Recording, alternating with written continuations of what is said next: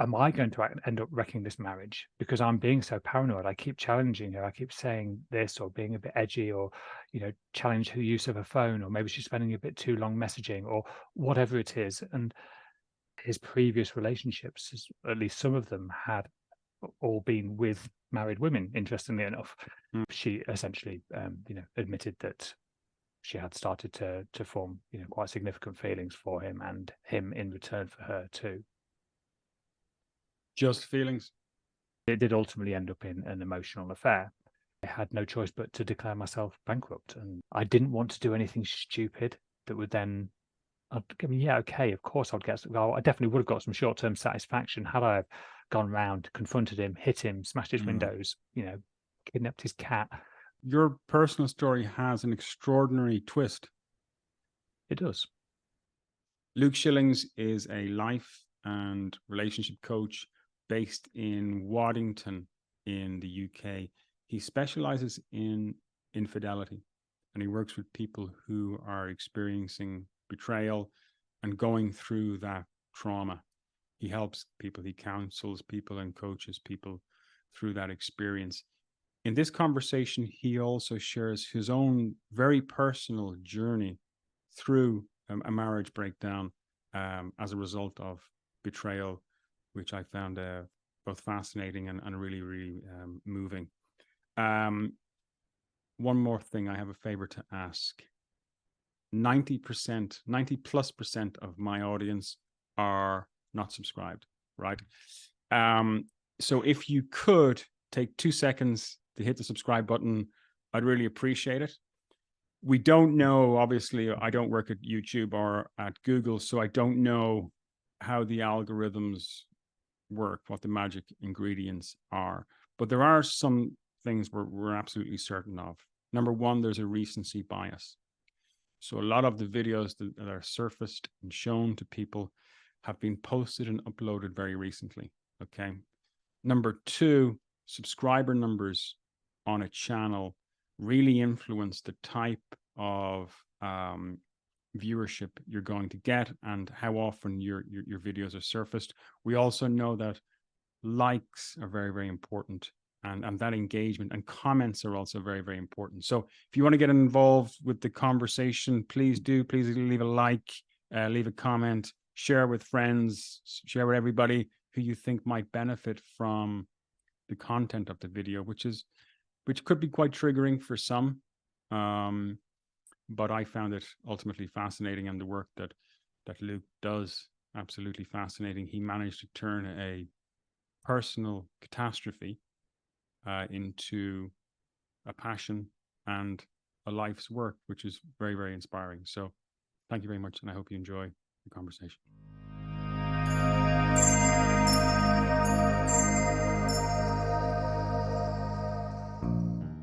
Luke Shillings, thank you so much for joining me. I'm really excited about this conversation. You're very welcome. I'm very happy to be here.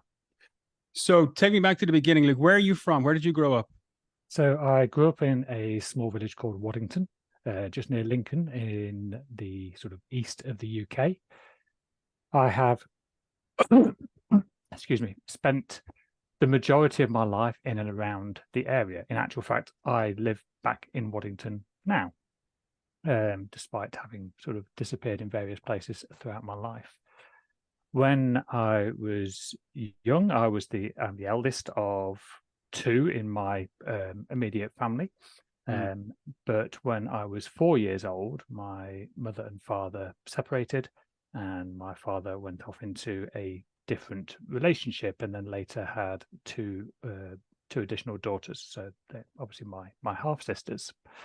My mum really stepped up to the game in that time. We remained in the family home, and she kept working and did everything she could to support myself and my sister. And yeah, I mean, my childhood, I can't complain, in all honesty. We were looked after. We weren't wealthy. We were just very middle of the road. Had the basic things we need. Did a few caravan holidays and things in the UK. Nothing extravagant. Had a good group of friends, both locally and then, of course, throughout my school life as well. naturally, like any child, you experience ups and downs, a little bit of bullying here and there, nothing too excessively. I've been unfortunate to have been gifted a rather large nose. Well, at least it was when I was So younger, but I. luckily my head has finally grown into it, at Mm. least a bit more anyway. So that created some moments during school. But then I suppose it also helped build up an element of resilience as well in terms of, understanding and interacting with people. I've always been really fascinated with like things, doing things, taking things to bits, wanting to know how stuff works. I could probably quite accurately define myself as a bit of a jack of all trades. I always found myself finding any new challenge, task, or interest relatively easy, and we could argue that comes with that that namesake of master of none, but I'm not sure I'm prepared to accept that either. But I certainly like having that wide variety of interests. So that did have its downsides, though. So when I was going through school and getting to the point where it was a case of what do I want to do with my life? GCSEs, A levels, university, college, job, apprenticeships. It's like, what did the world look like for me? And the reality is, I had no idea. I can honestly say that I spent the first at least 20 years of my adult working life, if not more, really not knowing what on earth it was I was going to do with my life. So, like most people, when you don't know what to do and you don't know how to handle a situation, we look outside. We look at the people around us. I looked at my peers. Well, what are they doing? Are they going to university? Are they going to college? What subjects are they studying? And so I signed up initially to do A-level maths, physics, and technology. I was always, relatively okay academically. At least my capability was there. I definitely had the school report that said, must try harder. Mm-hmm. But but it wasn't through lack of ability. It was more lack of attention and interest, I suppose. Mm. During my A levels, I got a part-time job working in the hospitality trade, and it was great. It was that back in that time where I used to got little, I don't really have them in Ireland, but in the UK, the little brown envelopes, handwritten with our little cash, used to get paid every Friday Yeah, night. we do, yeah. And so having that like first sense of like I've generated something, I've created something, this of course it wasn't a great deal of money, but at the time it was my first income really proper, at least other than paper round I'd had when I was a bit younger. So I started taking on all the hours that I could, doing any role that I could, from cleaning the bed and breakfast accommodation at the pub that I was working at the time, and doing the breakfast chefing, and working behind the bar, at least cleaning glasses and things until I was old enough to actually work behind a bar.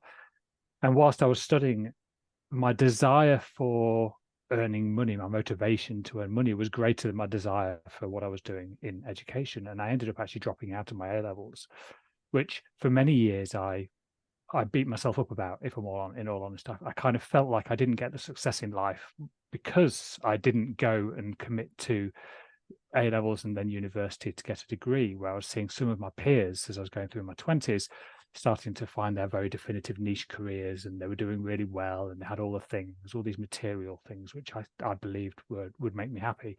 And I remember feeling quite, not really resentful towards them, but certainly like envious. I wished that I'd maybe made some different choices, but I hadn't. So Do you think there's a social stigmatization?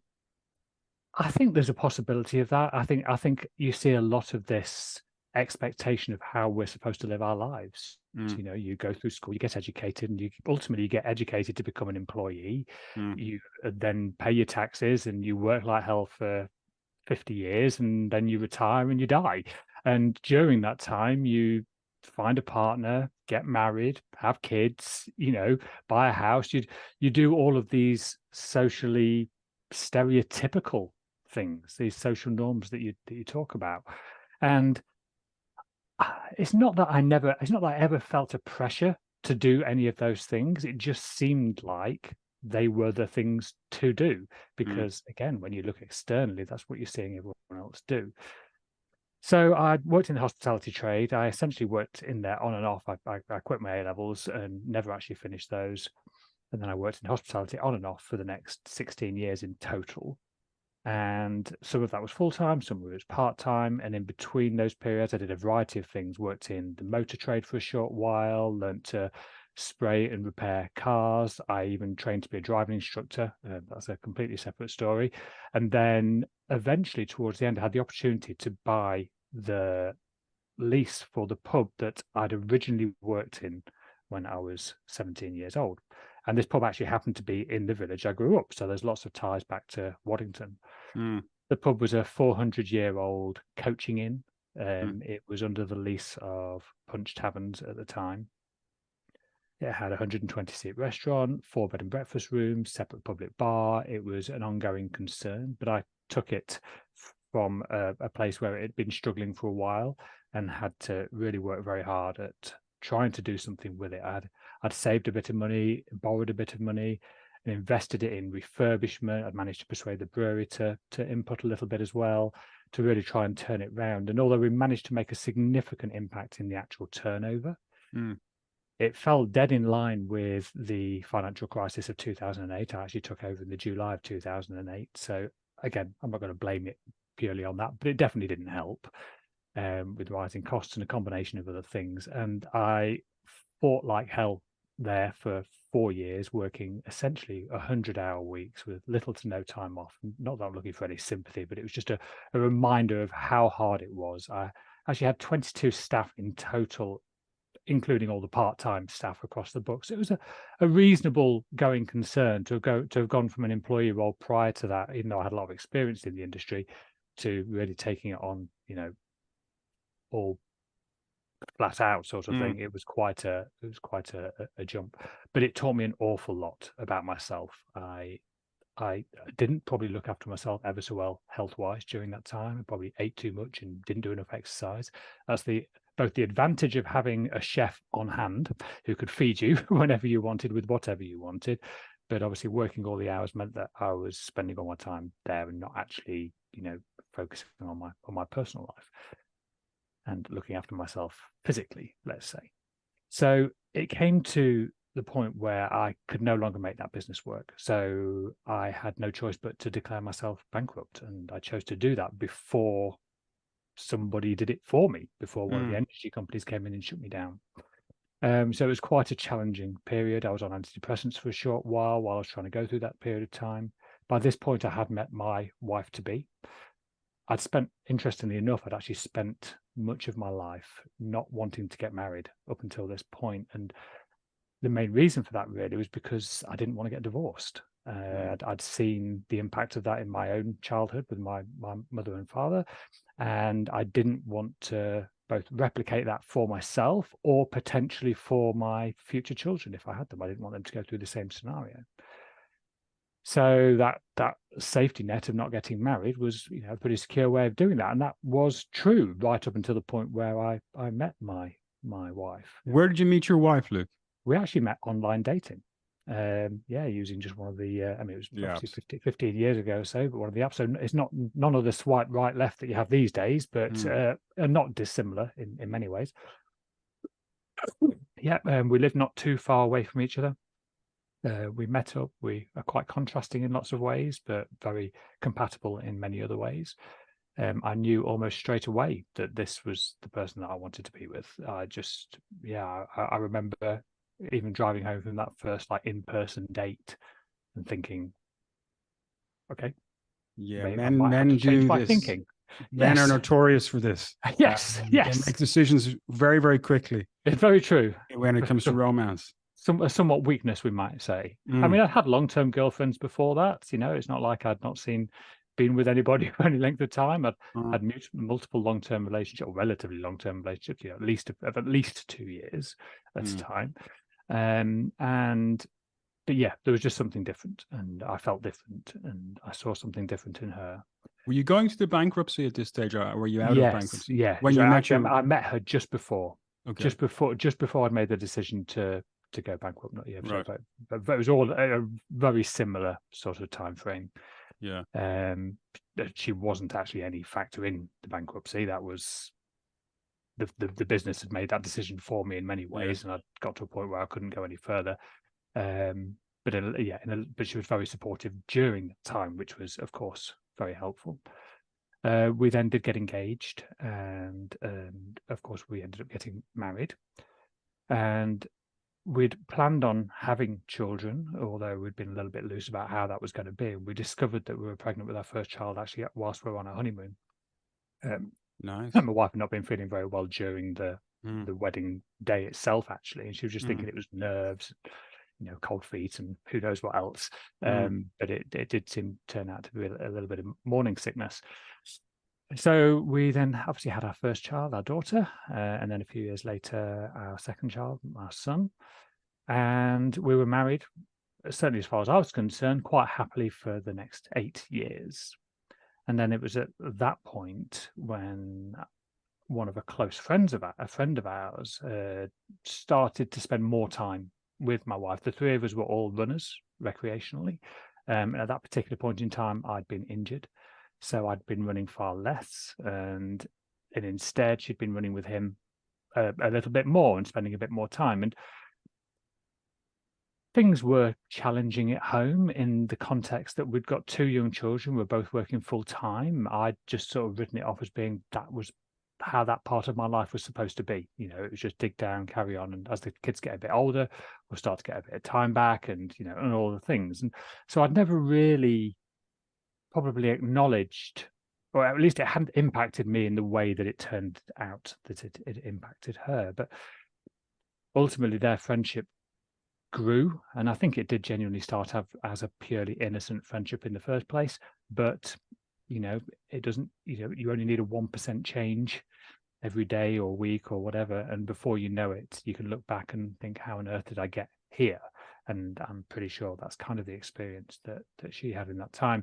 But it did ultimately end up in an emotional affair, and I'd spent a lot of time being really suspicious about it, really uncertain. I'd actually confronted them both at one point and asked them outright, because at the same time. No, separately, but the same, within the same day or so, but not together. Did he live across the street, Luke? Literally across the street. Yeah. Within he was a single man, a genuine stone's throw distance. Yes, he was a single man, and to be honest, he didn't have the greatest track record. But we were quite good friends. He had his previous relationships, at least some of them had all been with married women, interestingly enough. And although that might seem like an obvious red flag, on the flip side, it's like, well, we were friends. I knew about his history. We'd actually had lots of conversations about that over the 2 or 3 years leading up to that. So I just figured that that boundary would never be crossed. And I handed my trust to both of them, and the reality is it was ultimately a double betrayal in the end. So I was then left in that position where I've discovered, and the suspicions, I'd gone through that period of paranoia and uncertainty and second guessing and thinking, am I going to end up wrecking this marriage because I'm being so paranoid? I keep challenging her. I keep saying this, or being a bit edgy, or, challenge her use of her phone, or maybe she's spending a bit too long messaging, or whatever it is. And is that actually going to be the thing that pushes her away? And maybe I am misinterpreting it. Maybe it really is just a good friendship. They're just like a brother-sister type friendship, and I'd never been the kind of person or the kind of guy or husband that wanted to restrict my wife's interaction with other people, male or female. And I still would stand by that. I don't feel it's my place to dictate what other people in my life do, maybe with the exception of my children whilst they're young, but certainly other adults. I expect that we can have a mutual level of trust, understanding, and agreement to be able to negotiate those things between us. And of course, that does leave both partners slightly vulnerable, but for me, that was always a price I was willing to pay. It just happened so that I did end up paying that price. So when did it?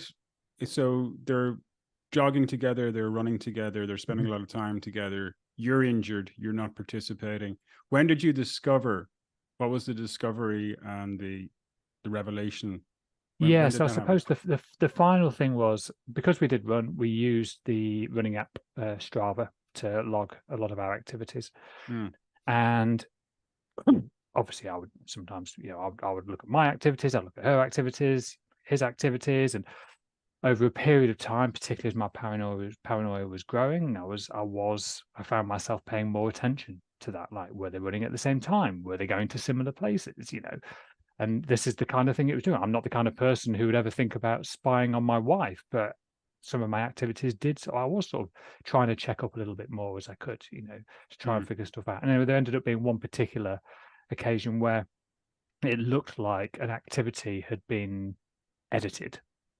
And although I knew technically how to do that, I knew that my wife did not. And if I hadn't done it for her, then there was only one other person that could. And even though that didn't definitively say that meant something, there was no reason for it. And there was also no reason for her to not to have told me had that been the case. Plus, if there'd been something she'd wanted editing for some reason, she would have just approached me. So that was the closest thing I had to evidence. There was never like a caught in the act. There was never any of that kind of moment. That was the closest thing I had. And when I just confronted that very, very solidly, she essentially, admitted that she had started to form, quite significant feelings for him, and him in return for her too. Just feelings. So I think there'd been physical contact, i.e. kissing and maybe some hugging, but obviously I will never know 100%, but I'm 99.99% sure that is as far as it went during that period. They did remain together, though, after we then separated and divorced. So you separated and divorced without evidence, without 100% evidence of a sexual relationship, but of an emotional attachment. Yes. So, but there's a reason for that. So when it did come out, and I learned that this is real and it wasn't just my imagination, and then because I'd been processing it for a little while already, I'd already sort of made a decision about how I would respond if it turned out to be the case. And I wasn't prepared to just walk away from my marriage. And it's not like she had a history of lying and cheating, at least not to my knowledge. So as far as I was concerned, this was a relatively isolated incident. And although a large one, but still isolated in that sense. So I decided that if she wanted to work on the marriage and actively wanted to want me, if that makes sense, because she said that she'd basically sort of fallen out of love with me, and in terms of romantically at least, which is a common thing that people say in these moments. And sometimes it's true, of course. And I'm not saying it wasn't true then, but there was that romantic element had gone missing for her. Plus, she was getting this excitement and interest and novelty, everything that you get exactly from elsewhere. Yeah, free of all the stresses that you get with the day-to-day life of having two young children working full time. It was like an escape in many ways. So I can completely understand that. It doesn't justify it, of course, but I get it. So I had some pretty clear boundaries. My boundaries were that I wanted to work on the marriage, providing that she wanted to work on the marriage and she wanted to want me, that he could no longer be part of our lives. He would have to be shut out. That said, I was definitely open to allowing her to grieve that. I wasn't just expecting her to just, blanket. And because the reality is, if she had feelings for him, I'm human as well. I know what it's like. If you have feelings for someone, you can't just turn them off. So I was going to try and be as respectful as I could around that.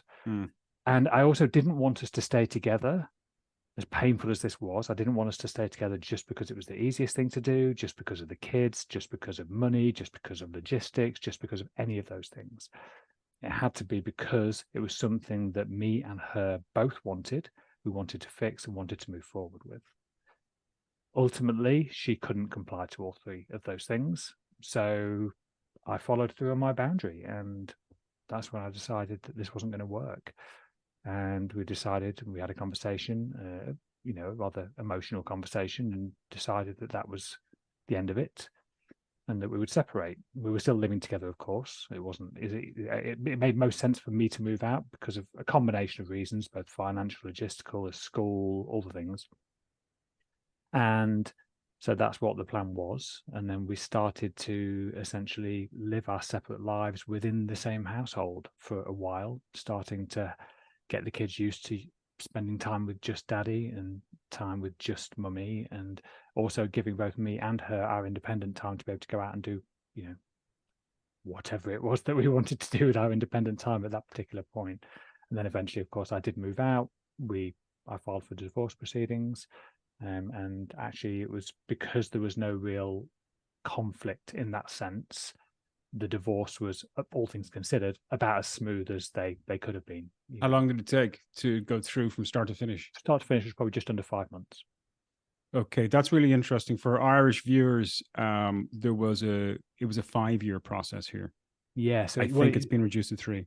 So they've changed the law in the UK as well. So when I went through it, it was there were 3 reasons, 3 things. You could apply for an immediate divorce if there was unreasonable circumstances. I forget, irreconcilable behaviour, of which needed to be agreed by both parties.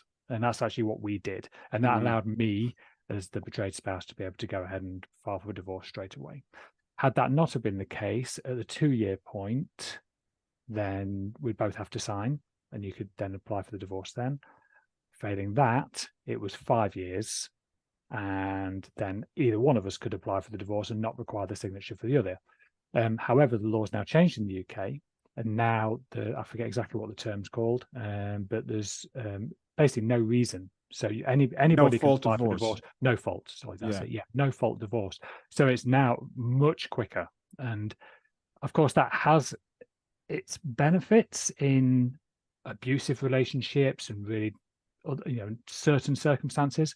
However, especially given the work that I do now, it's also a little bit too easy. And I don't necessarily think that's always the greatest thing. Yeah. You said that you used the term betrayed spouse. Is there any kind of stipulation in legislation or in law in the UK related to the person who's betrayed, or is it not taken into consideration at all? No, okay. Not at all. No. Another question, Luke. Yeah. People might be wondering, viewers might be wondering, why did Luke move out here? Yeah. So there's combination of reasons. So the house that we lived in, the family home that we bought, ended up with, actually, my mother-in-law bought the house ended up buying the house next door. Her and her husband separated and bought the house next door. So we had childcare on tap, which was pretty useful. The kids went to school a few hundred yards from that house. And my wife was the primary earner. And we'd always decided I didn't want to break up. I wasn't going to fight to use the kids as pawns. That was never going to be an option. It was always about what is going to be best for the children. Because at the end of the day, I can, I'm already experiencing enough pain here in terms of the emotion. I don't need to be setting that out on the kids. I don't need to be using them. I don't need to be making it any more difficult than I do. And arguably I could have fought, if you like, for me to stay there with the kids and for her to move out. But I think, generally speaking, I don't think society, I mean, it wasn't even, actually, it doesn't even if I was to take it down the sort of the legal route, whether that would favor me or not is probably unlikely. But to be honest, I think it's right that I want my children to, to be predominantly with their mother, and I can fulfill any role around that is required. And a question, Luke, you mentioned your wife was the primary earner. So looking back, would you say there was a status differential there? Did that anything play? Maybe very slight. Maybe very slight. So the job that I had at the time, I'd worked at the same company for 10 years. I was the general manager of the company. So it's not like I was just a floor hand sort of thing. And but it was very local to where we lived. It was in the same village that the kids were, or my eldest was at school. So there was a lot of convenience. The employers were really flexible. So if the kids did need time, if they were ill or whatever, I could just, no problem, go. It would never be an issue. Whereas my wife was a teacher herself, a secondary school teacher. And although it's great that she gets the 3 months a year off in total with the holidays, there's no room for maneuver during term time. So it was just the swings and roundabouts. Like the benefit that she brings is obviously a little bit more income, and we don't have to find childcare for 3 months of the year, which was great. And then the bit that I brought was the convenience, the flexibility, the adaptation, and that's just, and as a team, that just worked. So it was logistically it just made sense. Yeah, in every way, it made sense, and I didn't really feel bitter or resentful about that at all. The only thing I was probably conscious of was I didn't want to move out until that I knew we'd got these, like the financial things like agreed in principle, because I didn't want it to ever look like, particularly because the affair partner was still on the scene as well, I didn't want it to get to a point where, oh, well, daddy's moved out, he's abandoned the kids, and then stories and things to be manipulated and changed over time. So that's why I wanted to get the divorce proceedings going as early as I could, so that we could get the financial agreement in place, so that we knew where we stood legally.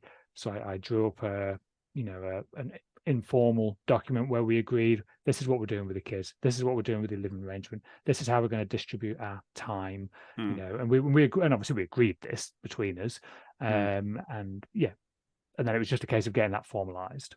Were you concerned at all that your wife's affair partner would move in to the it property? Certainly crossed my mind. Yeah, definitely. And be parenting your kids. I didn't think it would be quick if it happened at all. Of course, once I moved out, there definitely was more integration. It wasn't unusual for the kids to come round, and when they came to stay with me, and to mention, something that he'd bought them, or maybe somewhere they'd been, they'd gone to get an ice cream together, or as a four. I don't mean just with him. But the thing is, they already knew him. It's not like he was a complete stranger to them. He lived across the road. He was mummy and daddy's friend. So. And I certainly don't get the impression that from the kids' perspective, it was actually obvious that he was her partner. I never really got that impression from the kids. And obviously, again, it was very difficult because the kids are so receptive to what goes on. They sensed my mood. They sensed, how I felt, my emotions, and particularly my daughter, really receptive. They also sensed, obviously, what they saw from their home, with their mum as well, and I think they did feel a bit stuck in the middle. For particularly the eldest, my youngest at the time, he was only 3, so I think he was a bit more oblivious to it. But my daughter was 6 at the time, and she's obviously still young, but adaptable. And she's very perceptive anyway, so she definitely picked up on stuff. Okay, so now you're out. You have an arrangement. You're seeing the kids probably once a week. You're at the weekend. So I was actually we'd set the routine quite right. Like I say, while we're still living together, we'd set the routine of that. I would basically have them on a Monday night, Wednesday night, Friday night, and then every other weekend. And then obviously we distributed the rest of the time a little bit differently whilst we were still living together. But then when I moved out, that's basically the routine that we stuck with, where I would pick them up. I would either, if I could finish work early enough to pick them up from school, I'd pick them up from school, take them to their house because that's the local, it was nearby, and and my wife was always respectful to make sure that he was never there when I was there, and so I have to say that obviously I work with lots of people in this situation, and I do recognize that even though I believe I dealt with the situation pretty well, it wasn't completely independent. I didn't have somebody who was trying to stick the knife in the whole time and twist it and manipulate. There was definitely some utility in that. So there was less antagonism and less animosity. Yeah, the picture you paint is a pretty smooth transition.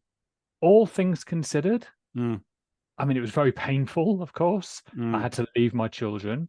I had to move. I had to look like I was the one that was leaving them, with no rational reason as far as they're concerned. That was probably the hardest thing. And then to top that off, I'd lost my identity. I was no longer this father, the husband, the family man. And then to top that off, I've got this other guy who was my friend, who's now almost trying to encroach on my existing role and integrate himself with my children. So although the negotiations and the parting ways of me and my wife, that particular dynamic was relatively smooth. Everything that was going on around it was very, very challenging. And I mean, maybe I've been blessed by being quite calm natured, generally speaking. It doesn't stop me getting angry, of course, and especially given that he lived across the road and I was going. So was there a confrontation, Luke? Not in person. No. I sent one message, one quite lengthy message, sort of just with no like expectation for a reply, but just I suppose we could even maybe even call it poetic. But there was no pistols at dawn, nothing like this. It was very, very tempting, and the times where, again, because I was passing his house every day, and even once I moved out, it was still 4 or 5 times a week that I would pass, and then I would even see him sometimes as I was driving into the estate, and the temptation to swerve off the road and oops, it was very, very high. but right from that beginning, I was so adamant about how it was going to impact the kids, every element of this. I didn't want to paint Mummy as the bad guy. I didn't want to use them as pawns.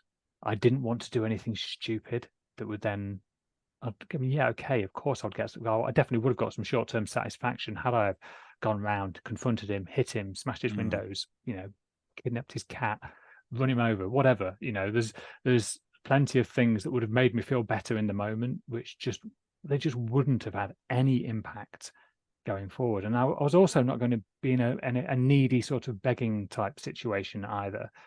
I couldn't force her to change how she felt, and nor would I actually want to. That's the reality of it. So now you're living outside the home. Okay, so there was no alcohol or substance abuse. You were pretty chilled. Yeah. A lot of men will, and they do. Yeah. And people go through very, very different paths. In fact, I actually had a close friend of mine who had been through an almost identical scenario. He'd got 3 children under the age of 10, and his wife had a relationship with, so again, somebody they knew. It wasn't quite the same, but not dissimilar. They ended up getting separated. I don't think they actually divorced. She remained in the family home with the children. He then rented a property elsewhere. The affair partner moved into the family home with the mother and the children, and it put a lot of stress on him. He did not deal with it. He compartmentalized it, I think, and dealt with it quite differently. And we were the same age, give or take a couple of months, and it happened within 6 months of each other as well. It was all there was a lot of comparisons. And then 2 years after, he went missing, and 3 days after that, he was found. His body was found. I have a cousin. Well, he had 4 boys. He got divorced. Similar thing. He was self-deleted, I think is the term. A few years after, alcohol was involved, but it is a terrifying story, and it's a route that men do take. So here you are, you're handling this well from the emotional aspect. You're being quite strategic and careful and logistical about how you're handling everything, even though it's immensely painful. Yeah, I think my analytical brain, my logical approach to life just kind of kicked in. It's like what felt safe to me. I like planning. I like, okay, the emotions were roller coaster, and it was awful, like just awful. But yeah, I guess I was able to focus on what I needed to focus on. And to begin with, I focused on the children. Now, they were like my guiding light in a lot of ways right at the beginning, which is interesting because it wasn't that long after probably the real tipping point in my healing journey was when I recognized that actually I was more important than the children. When I put myself first, when I prioritized myself, in every single way, well, two things happened. One is actually my life started to change. I started to take full responsibility for what I was experiencing, and actually started to be able to begin that healing journey properly, leading to things like forgiveness and a variety of other things. But also what it meant was that the kids then got the best version of me anyway. I was no longer being slave to their needs. I was being the best dad, which was actually what they really wanted anyway. So that I can't deny that initial part where the kids were my focal point definitely helped me through that initial, like the shock stage, which for people can last anything between 3 weeks and 6 months. It varies hugely from one person to another. And I think that having just something to aim at that point was really useful. But that would have only got me so far. And then I would have become restricted because I would have been dependent on fulfilling other people's needs, even though those people are my children. I'm not trying to dismiss the importance of my children in my life. Of course, they are very, very important. But actually, I'm more important so that I can be the best possible version of myself and dad to them. What was, if I was talking to your wife now, what would be her perspective as to why the affair took place? Was it to do with romance? Was it to do with proximity? Was it to do with? So interestingly, I think we have had this conversation, and I'm sure there's multi reasons, but one of the things that did come out that actually surprised me a little bit is that she thought that I was not ambitious, like I'd not got no ambition. And I think because when we first met, obviously I was, self-employed.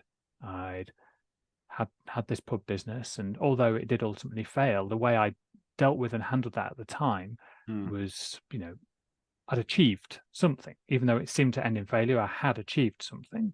And then I was able to get another job lined up, and I've always been very productive and logical and practical and, all the things. And then I took on another job after I had been, so I went from bankruptcy into another job as a restaurant manager for a hotel. I worked there for maybe 4 months, and then I was made redundant. So I went from bankruptcy, lost my house, my living, my income, and everything. Got a job, then was made redundant like 3 or 4 months later.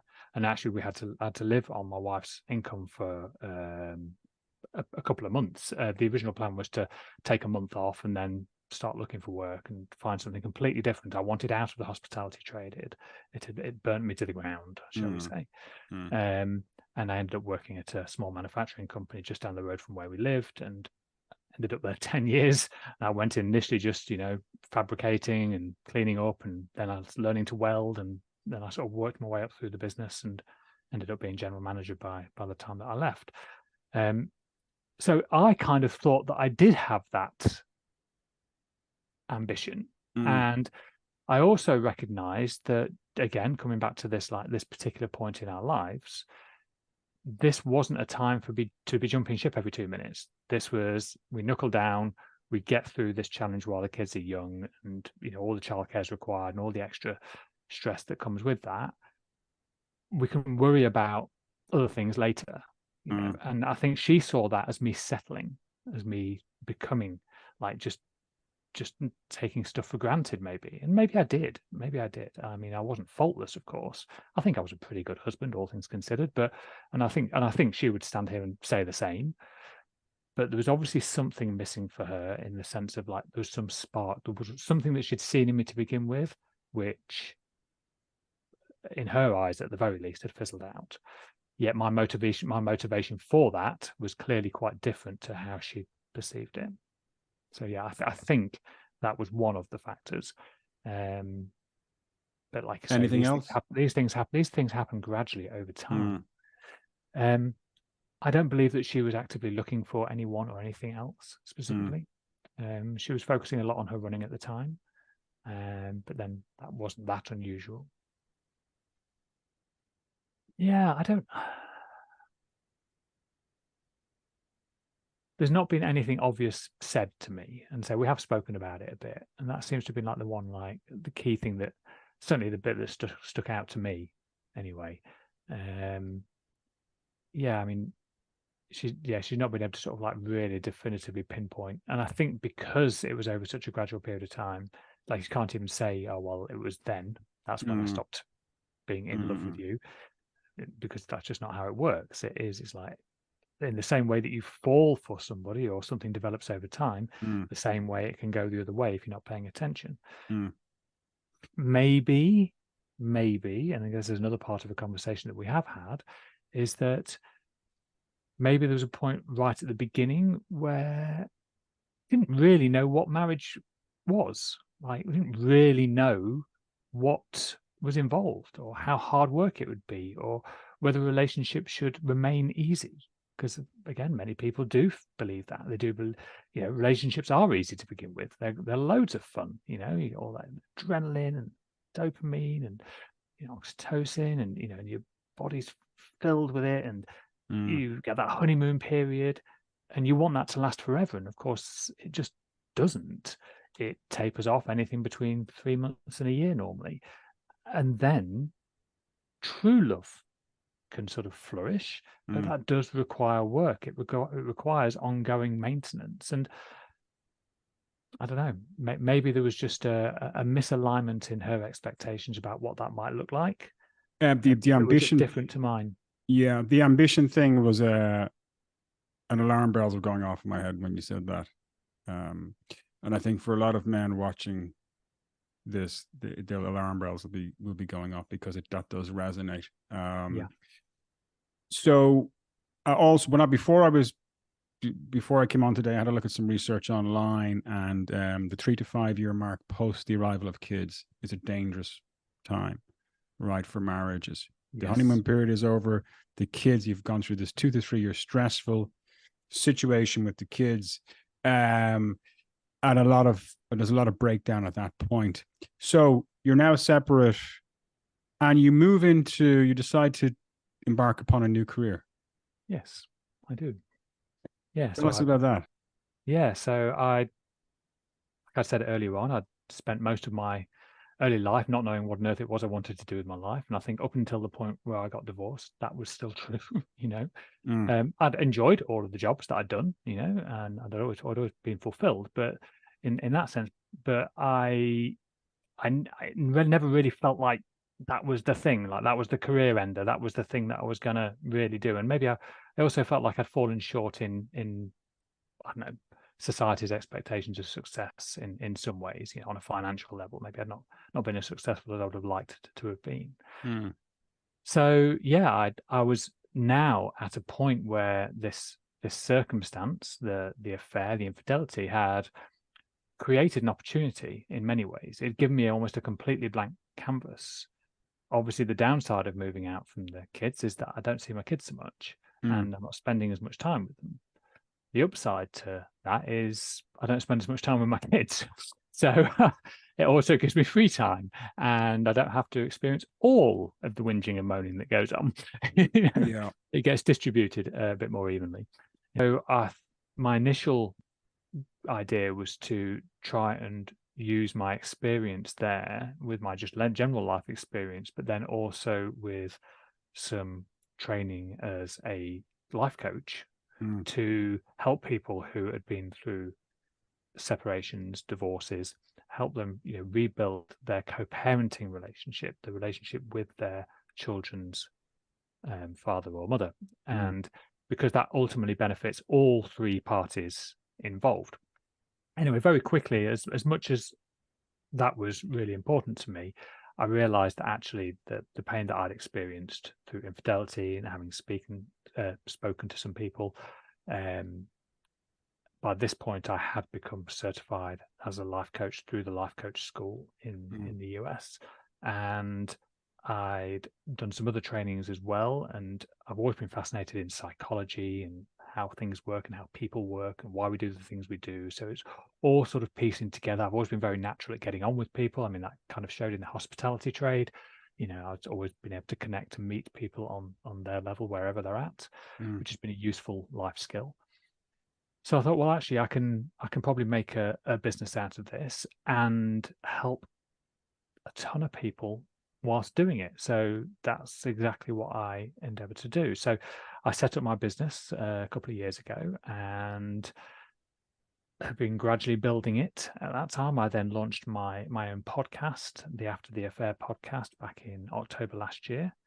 And that has been a great way to communicate with people, particularly on such a taboo subject. You know, lots of people don't interact with my social media content because they don't want to be seen as like and sharing anything related to a divorce or to infidelity, because it's, you know, tying them and they've got their friends and things seeing it. So that's been really useful for me. And then, yeah, I work with clients now one-to-one, predominantly betrayed, but not exclusively. I do have some unfaithful clients as well, male and female, across the globe. As long as we have a Zoom connection, then yeah, I can transform people's lives, and it's happening. It's great. And your story, your personal story, has an extraordinary twist. It does. Yes. So after obviously, as I mentioned before, the affair partner remained on the scene, and he never moved in, but he was spending more and more time. And this was obviously quite a challenge for me to overcome. And I had to do a lot of work on myself to deal with that. It was definitely very, very challenging. But fortunately, we might say, eventually that relationship did come to an end. It lasted about a year. So that was a relief. It was something that I didn't have to deal with anymore. And then we could just focus on the kids and, you know, maintaining a co-parenting relationship and forming our own new romantic relationships and just getting on with life as divorced people, you know. And for the next couple of years or so, that's exactly what we did. You know, did a bit of dating and did a variety of things. And then had you met anybody else during that period, or you had other relationships with so I had dates with lots of other people, but in terms of like anything long term, no, nothing. Yeah, I met a few people several times, you know, but nothing ever flourished into, and that's a whole different story. A lot of that, bizarrely, is because, you know, I'm divorced I was divorced at 40 or whatever, and thereabouts, and you know, with kids, and I didn't want any more kids, and a whole vast combination of reasons. And I got a good relationship with my ex-wife. You know, that was always a red flag to some people, you know.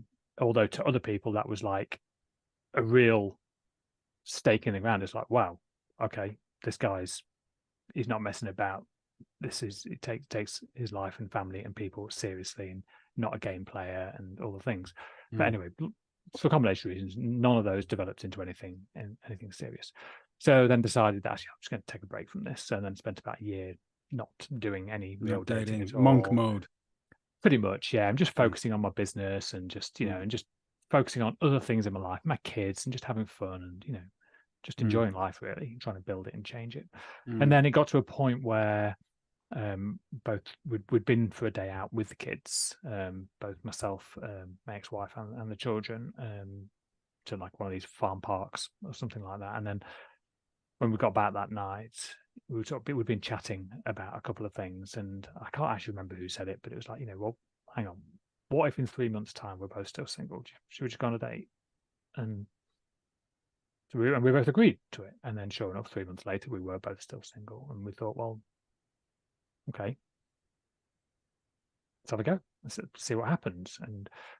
But we were very clear about a few things. Again, similar sort of things to the kind of boundaries that we put in place. Whose idea was it to go on the date, Luke?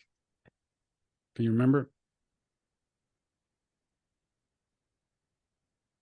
I can't. It's difficult because I can't remember whether it was, when it first came up, it was a bit of a joint conversation thing. I think it was probably me that then brought it back up in the 3 month time. It's like, oh yeah, we've got the 3 months. Okay. So we had that discussion about whether it was something we even wanted to do. And then we were both very, very aware of, is this just because it's the easiest thing to do? Is this just because of the kids? Is this because Tinder is a nightmare? Is this just because it's convenient? Is it because we've got history? Is it because? Or is it because we've gone our separate ways. We've both done our own growth, our own learning, our own changing. And we've both reflected on the marriage, the relationship, a combination of other things. And now we can come back to, with having the advantage, having children together and a bit of history, but can we draw all that together into something new that isn't trying to replicate what was, but actually trying to build on something completely different, almost like a relationship 2.0, because obviously we're not married anymore and we actually have no intention of Getting doing married. so. And you live separately. And we live separately as well. Yeah. And again, at least for the time being, that's the plan. There's no But you're long-term back plan together. to change that, but we are back together. And so we did that for 3 months initially, just to completely discreet, nobody knowing, really just to keep checking in with ourselves. Is this what we want? Are we just kidding ourselves? You know, what does our future look like? Do we want to live together? So we keep consistently asking these questions. I use a concept with my clients called a want match, which is just that. It's a list of things that both partners want, both for themselves, in their relationship, outside of the relationship. You compare those lists. It's like, do these things align? It's like, well, of the things that we'll agree on and align on, well, we'll do them together. And of the things that we want to do separately, well, we'll do them separately. And we'll just make sure that we're on the same wavelength, rather than agreeing about a few things when we first meet before you get married, and then not discussing any of those things again, really. Not really. I mean, you discuss the day-to-day stuff, and that's what most people do. You know, what new clothes do the kids need before they go back to school in September, where we're going to go on holiday next year, this, that, and those kinds of things. Who's going to look after, our daughter on this day, you know. But you stop, and many people do stop asking the deeper questions. What do we want from life? What are we really aiming for? How have we changed? I mean, think how much I've changed in just the last few years, let alone the last 10 or 20, to think that, two people meet and remain the same and stay that way throughout their whole life is ludicrous. And so how long have you been back together, Luke? 18 months. People are gonna be wondering, because this wouldn't be the norm, right? No, I would agree. The whole issue of trust, and you're not living together. Now, I was thinking in my head when you were talking, you've started your own business, you're following your passion, you turned a catastrophe into a personal triumph, a passion, and a life's work in many ways, which would probably make you more attractive. The word that was used was lack of ambition. Yeah. Right. So it looks like somebody who now has a drive and an ambition and is following his passion, which inevitably makes you more attractive to. Well, to most people, I would think, but particularly in this case to my ex-wife. Your ex-partner. Yeah, which makes sense because when we think about how people see things, it's their perception of the thing. I don't believe that I didn't have the ambition when she didn't think I didn't have the ambition. It's just that she couldn't see it because she was looking in a different direction. Whereas I believe that I've been fairly consistent with my ambition throughout my entire life, always striving for the next thing, always creating, always doing the thing. But for some reason, who knows, there's complications. So I do recognize that. I do recognize that could be a factor. Boundary setting, right? So when you get back together, do you have to set firm boundaries? What would your recommendation be there? Like, how do you negotiate that? Yeah, sure. I mean, I think firm boundaries are essential in all relationships, regardless of whether trust has been broken or not. If anything, by having firm boundaries, the likelihood of trust being broken is significantly reduced because you already know how you're going to deal with the situation when it arises. So, for example, one of my very clear boundaries is if she or any other partner of mine is unfaithful again, then I'm not going to remain in that relationship. It's as simple as that. That is now my boundary, and I'll follow through on that.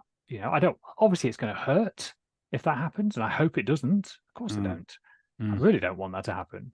But if it does, I have my own back, and I'm not going to remain victim to other people's actions, even the people I love the most. And I highly recommend that in all people's lives, because a boundary is made up of a couple of things. It's made up of, first, a request, but it's also made up of a consequence. But the word consequence is a little bit misleading, because we can often think that a boundary is like a threat or an ultimatum, but it's absolutely not. A boundary is set purely to protect your own emotional experience. Mm. It's to protect yourself. It's you can continue to do whatever it is you want. If you want to go out and sleep with 20 men or do whatever, and I'm talking about anybody, any situation, if you want to continue doing the thing, you can do that. I'm not going to stop you. I'm not going to, report you to the police. I'm not going to do anything like that. But to protect myself, I am going to walk away. And some people might consider that a consequence, but a threat, but it's not. It's all about protecting you. It's not about trying to manipulate, harm, or damage the other person. They get to be who they want to be. And that's all there is to it. How do you solve the temptation some people may experience a temptation for revenge, revenge sex, revenge, Sure. I mean, I suppose the first question to ask there is, what do you think you would achieve by seeking revenge? It's what would you hope to gain from that? Make yourself feel better, would it? So that you then, not only did your partner not align with your values, but now you don't align with your values. So you can be angry at her and at yourself. And it's like, well, good luck with that. In terms of the reasons for infidelity in general, you work with unfaithfuls and you work with people who are betrayed. What are the most common reasons that are presenting? Most often than not, it's something that is missing. There's some component that the person, the individual, the unfaithful spouse feels is missing from their relationship. They feel unfulfilled in some way, and they're trying to have that filled in some additional way. However, it's not always obvious. So there are differences between men and women for definite, in the sense that men tend to be, again, this is not true across the board, but tend to be more opportunistic, circumstantial, situation, weekend away with the lads, that kind of thing. And men are also generally speaking, more driven by a visual attractiveness, immediate. It's very quick. I often describe it when I talk with some of my female friends. We've had this conversation many times, where a guy will often assess the woman visually, like immediately, and give them a 10. And then over the period of getting to know them, their personality and voice and all of the other attributes and their interests and what they do for a living, they then start to, ultimately, it filters down into a final version of how attractive that person is. Whereas from a woman's perspective, again, just to clarify that this is not a one size fits all, but generally speaking, they tend to not notice the visual, the physical, all that part to begin with. It's more about building a connection over time. And then the physical attraction comes as a result of that connection that has been made. And I think when we look at affairs, a similar kind of thing happens. One partner is not experiencing or getting what they think they need from the other. And there's a combination of reasons that we can go into for that, and they see that, or they find it elsewhere. They're not really looking for it. It's just all of a sudden, it's like you don't know you're missing something. It's like you don't know you're in the dark until a light turns on. It's a bit like that. It's like something's fulfilled by somebody down the road, a work colleague, someone you've met at some, chance meeting, whatever it is. And then that, just not dissimilar to the story that I've described in my own situation, over time, that gradually builds into something more. People don't fall in love. Love in first sight might sound nice, but it's not reality. That's the honeymoon. That's the lust. That's everything else. And then, yes, that can then evolve into love. Of course it can, but it's not quite. And with your own story, Luke, how do you integrate your ex-wife back into your circle, your family and friends? Yeah. Well, again, to an extent, there was certainly, in terms of my immediate family, there wasn't much difficulty, because she was still the mother of my children. And my children were still, we were still, because we'd worked so hard on maintaining that good co-parenting relationship, it was her just being around and seeing them. It's not like she hadn't seen my mum for 4 years. It wasn't like, those kinds of things. That said, there obviously are some, I think, protective elements that come out in the people that care about you or care about me.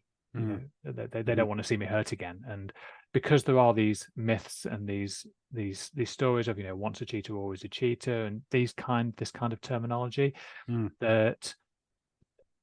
that's automatically assumed, you know. And I'm not saying that doesn't fit in some cases. Of course it does, but it's not it's not a one size fits all. So I find that, or I have found that my immediate family have been very receptive of the relationship. Of course, some people have voiced their, you know, just be careful, you know, we care about you. We don't want to see you getting hurt. We don't want to see you going through that again. You know, you've made so much progress. You've done all this, you know, all the things. But because my mindset's not where, you know, they're projecting what they think I'm thinking or what they think I've experienced. But I think all of us can relate to a situation in our lives where we thought we would handle a situation in a particular way, and then that situation happens and we handle it very differently. So best will in the world, even the most empathic of us, still don't really know what it's like for the individual. And of course, you know, lives and relationships are complicated. I keep thinking about your own childhood experience, right? You fixed it in your adult life. That's obviously that's obviously crossed your mind, right? Yeah, definitely. So there's some links, you know, there's some patterns, there's some things that I took from my own experience as a child, from divorced parents where infidelity was also a factor. Although that part of it wasn't so much of an obvious thing for me, at least not at the time, at least not in the same way that I think about it now. But what I think what I took most from that part of my life was my mum and dad. They, at least from what I saw, maintained a good relationship. I don't recall them arguing. I don't recall. I'm sure it must have happened. There must have been those times, but it was hidden well if it did happen. I don't recall it. And even though they were like that, I still had a hard time growing up as a teenager, particularly when my dad used to come and visit. He would visit and then he would go, and I knew that he'd be going back to not only this other woman, but these other kids. In fact, it was the kids that was more of a problem for me at the time than the woman, because it's like, what? And it was, I kept having to say goodbye over and over and over again. And I've said to him before, you know, there was definitely a time where I wished he had died, not because I wanted him dead, but just because I didn't want to have to keep saying goodbye. And that's what it felt like I was having to do over and over again. So I think that probably is where my fear of marriage came, and why I thought, well, if I don't get married, I can't get divorced, and therefore I can't put anybody through this. So of course, once I did get married, of course, I knew that divorce was an option. I hoped it never came to that. But the reality is we can't always control what happens. But what I can do is I can control and influence how I show up as a dad, given the situation. And I can actually use, just like I do with my clients, just like I do with my business, I can use my experience of difficult things that I've gone through to be able to actually pass on to my children, to help them grow and to help them become resilient, you know. And actually being exposed to some challenging things in life, you know, although I'm not saying it doesn't leave us with little nicks of trauma here and there, that's arguably better than being wrapped in cotton wool, pretending that the world is perfect, and then you get a bit of a shock when something does go wrong. Yeah, you need to build up the emotional resilience, and you only do that by exposure to a little bit of pain and suffering. Not too much. No, but a little bit. There's definitely a line, of course. Absolutely, yeah. One question, Luke. The big question people will have when they're going through this trauma is, should I stay or should I leave? Right. That's a good question. It's the primary question. You left, and in a logical, careful, and you separated. What's your perspective on that? Do you see people recovering their relationship a lot and staying together? Or it's mixed. It's mixed. So, if I think about my own client base, probably about 50-50.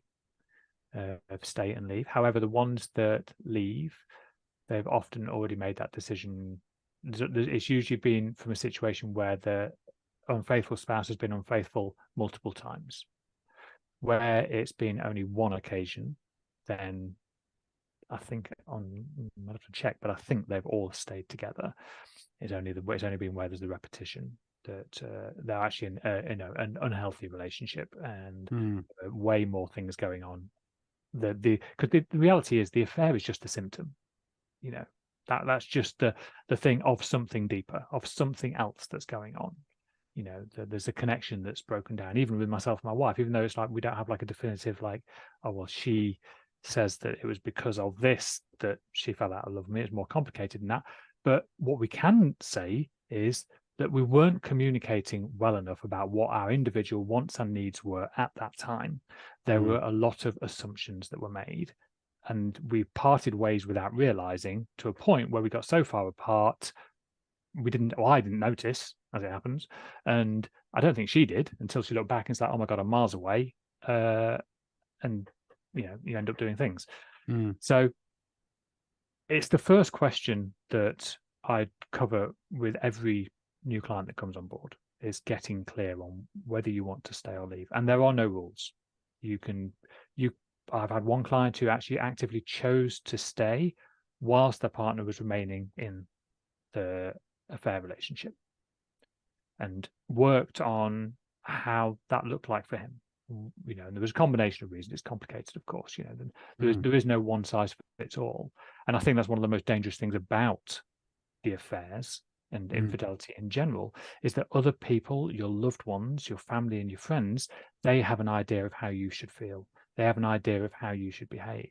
And I guarantee you that it's probably not going to be in line with what you are actually experiencing yourself. So just listen to yourself. Talk it through with a professional, talk it through with somebody who's trusted, who's non-biased, to actually get those feelings and those thoughts out there, so you can explore what it is you want to do to move forward. Sometimes the relationship coming to an end is the right thing for you, and sometimes it's not. What I would say, and this applies to any relationship, whether infidelity is involved or not, if you are unhappy in your relationship, but you have a belief that your partner is the reason that you are unhappy, you're probably wrong. We have this temptation to assume that other people make us happy. The reality is that's just not true. We have the ability to make ourselves happy by the way that we think. Our thinking creates our feelings, so we have full control over it. Okay, thoughts do arise, and they do arise at random, it would appear, but in terms of how we choose to act on those emotions and those line of thinking completely changes our outcome.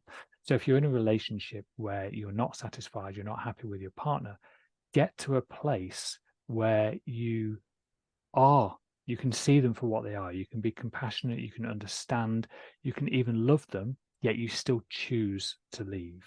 You're not leaving because every time you have that because, you're essentially just being a victim. You're just allowing them to control you into your behaviors. And guess what will happen? You'll go into your next relationship and the same patterns will emerge. Plus, I would be very uncomfortable outsourcing the source of my happiness to another individual. That's not a move I would encourage anybody to do. You're in a minority. But I agree with you 100%. Yeah, as in, like, you should not outsource it. Yeah. But many people do, because many people believe that the external thing, whether it be the holiday, the new car, the pay rise, the latest iPhone, the partner, that the external thing is what brings us joy, what brings us happiness. And of course, that really just isn't true. They're just material things. Would you get married again, Luke? Tricky question. I have no current desire to. Lots of things have changed in my life where I thought I knew what I thought and what I wanted and what was going to happen, and then something came along and changed it. So I'd be naive to say no, but as it stands right now, I've got no current desire to. No. I discussed relationship, long-term relationship with clinical psychotherapist Stephanie Regan, and it's episode, I think it's number 22. And I asked her a question. I wanted to ask it to you as well. Is the idea of terms, marriage terms, right? So rather than creating these lifelong marriages until death do us part, maybe we have 18-year marriages, maybe we have 10-year marriages with the opportunity to renew the vows when the term expires. What would your perspective be on that? Good question. I don't suppose I've ever really thought about it in terms of like fixed terms. It sounds a little bit like a mortgage, but Well, in terms of assessing the ongoing parts of your relationship, I think that should be an ongoing thing. There should be this active discussion throughout your relationship, throughout your life. Something I heard was this idea of, imagine, you've come home and you're not feeling, emotionally, you're not feeling great. You may be only at like 20%, and you go to your partner and say, "Hey, look, I'm having a tough day. Honestly, I'm running at like 20% today." And in a solid, established relationship where you've got each other's back, your partner would turn around and say, "It's okay, I got you. I'll make up the remaining 80%. And then other days, it'll be the other way around. And the other partner will be a bit low and the other one makes it up. And of course, there are going to be occasions sometimes where both partners are feeling low. They're both only at like 30% and 40% respectively. They can't even make up 100% between them. It's at that point, that's the point when you have your terms meeting. That's when you get together, say, okay, what's going on here? We're in this together. How do we move forward? What do we want? And really just have that discussion. Every situation is going to be completely different. But for me, that would be the marker as to when. The problem is when you give it any kind of fixed term, you basically ignore it until the term comes up.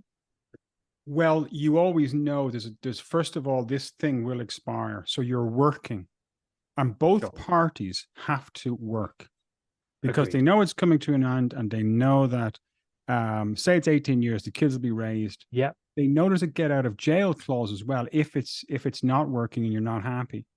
So I just think that if you look at, there was a fascinating interview on Soft White Underbelly with a divorce lawyer called James Sexton.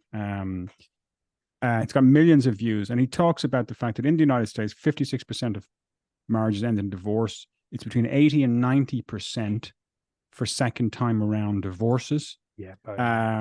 College educated women initiate 90% of the divorces in the United States. If you add into that mix the fact that a lot of people are staying together who don't want to be together, they're staying together for kids, that's another 50 and 20%. So now we have 76% of all marriages, and we have catastrophic divorce rates in the United States. They're very low in Ireland, they're higher in the UK. But to avoid the catastrophe of divorce, and it is, I have never been through it myself, but it is a catastrophe. And hearing you talk about it is frightening. What you had to go through. There has to be an acknowledgement of that catastrophe, and there has to be another look at this contractual agreement with the state, essentially. Yeah, I mean, it's a very interesting perspective, and not one that I'd really considered before. I can see how something like that could have some utility. I'm conscious of the way the human brain works. When you know something is coming to an end, regardless of its time span, you think about it differently. And I'm not convinced that would always result in a positive difference. That's a very good point. I do think it's worth exploring, though. Oh, and I no, think it yeah, could be an absolutely, option. yeah. And it's literally it's the first time I've really even heard about it. So, but it's anything with an expiry plan, expiry time limit, it affects your commitment. Yeah. But if you know you're in something for the rest of your natural life, it affects your investment. True. Because you're not going to invest. Why would you? You're locked in for life. So you can just invest a little bit less. You can. So assuming that, so that's if we're looking at marriage as a whole. And maybe that's the problem. As in, I think long-term relationships can work, but they do require a lot of work. So maybe it's as important to educate what that really looks like, because there's a couple of main things that are missing from the education system, and one is relationships. People are not taught how to be in relationships. They don't even know what relationships are. They not in the true context. A relationship, for the most part, is one person's thoughts about another person. And we know that because we can have a relationship with someone we've never met. We can have a relationship with the posters on the wall that we have when we're teenagers. We can have a relationship with someone who has since passed. So, but we're not taught these things. So we don't approach relationships in the right way. We're not taught healthy boundaries. We're not taught how to trust people. We're not taught how to trust ourselves. We talk in this language of like, well, there's part of me that feels this and part of me that feels that. But most people don't know what to do with that. It just creates conflict, and they're pulling in different directions. Then they don't feel connected to themselves. So they look outside, and they look outside and everyone's doing the same thing.